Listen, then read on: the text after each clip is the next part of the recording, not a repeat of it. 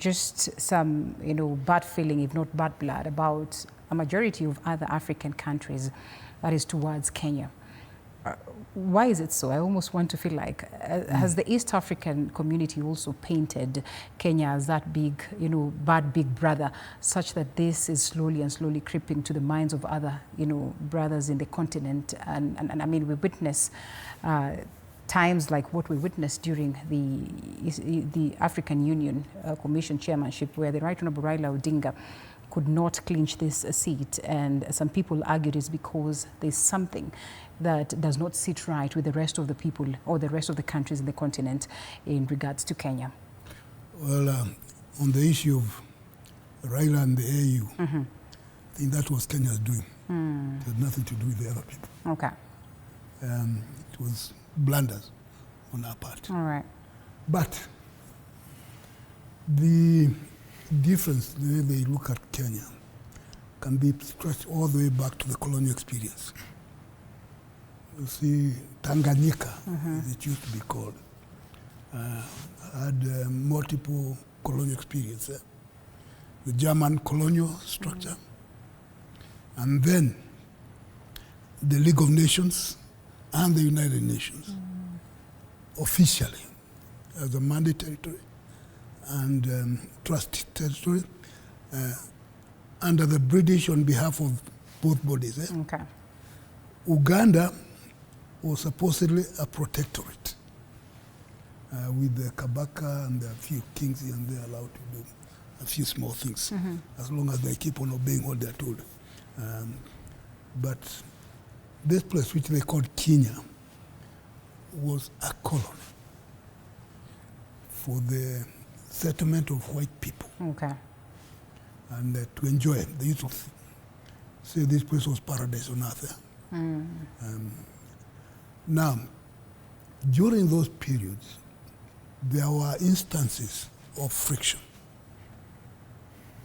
Because if I may divert a little bit to a bit of history, after the Harizuku whatever, there were questions how it happened there. And the meeting in London, somebody came up and said, remind these Indians and these Europeans that their place is not theirs. Okay. That's the devil share white people. And so the settlers came up with a bright idea. Some people are calling what? Closer union in the 1920s. 1923. Yeah, the Starting devil there. share was in 23. But thereafter, disillusioned settlers came up with a closer union to bring the other two, because they're all under Britain now. Okay. So can we have one administration follow? And you can see that's why the State House in Nairobi is bigger than all the other state houses. Okay. Because the assumption was that the Governor General Should sit would be based in Nairobi. Okay. That was the assumption. The problem was the governor of Tanganyika was not amused, was not interested. And the Ugandans, particularly the Bagandas, did not want anything to do with this. Because to agree to that closer union is to be put under settler domination. Okay. They said no way. So that idea flopped. What then followed is what Dr. Ari has mentioned, the common services in the 1940s, which worked very well. And that's when those who can remember, there used to be currency, 10 cents with a hole in between. Okay. And it was very good. These things were abolished with independence. Okay. Because of what? Jealousies, frictions, competitions. Kenya was the first of the three to come up with a document on what it stood for. That's the session of paper number 10 of 65, which said Kenya was a socialist country with no socialism of any kind. And there was nothing African about it. Okay. But it was very clear.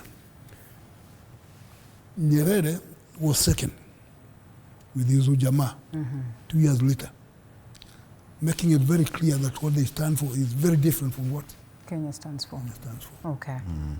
2 years after that, Obote came up with his own halfway. The common man's charter. The common man's charter. Obote had a habit of copying. Okay.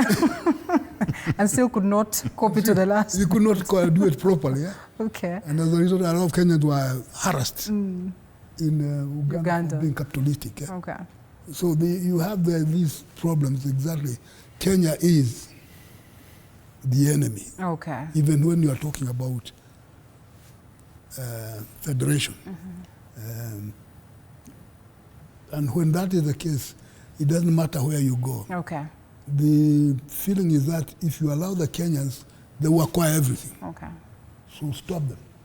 And Tanzania itself has a problem within itself.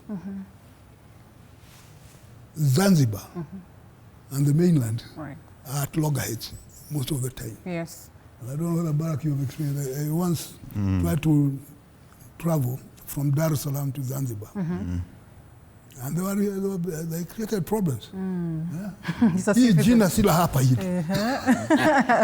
So we start talking about jumia, wacha. Hii jina si hapa.